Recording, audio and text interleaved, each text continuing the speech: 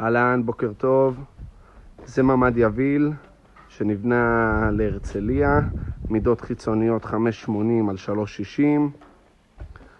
כמו שאתם רואים, הממ"ד מוכן. זאת המבואה של הממ"ד, זאת הדלת, פלוס ארון חשמל.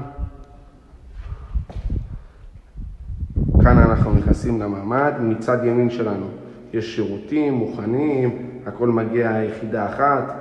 זה הארון עם מרק כמובן,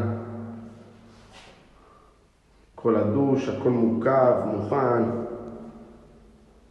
פה אנחנו נכנסים לממ"ד, מרוצף. זה החלון, אלומיניום עם זכוכית, מאוד יפה. הכל גמור ברמה מאוד מאוד גבוהה. גוף תאורה פלורסנט.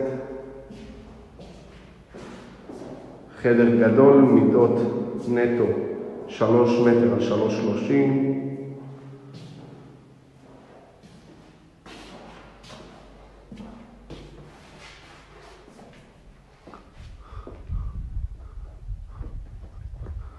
תאורה חיצונית, הדלקה לתאורה. פה כל החיבור של השירותים עם הקופסת חיבורים.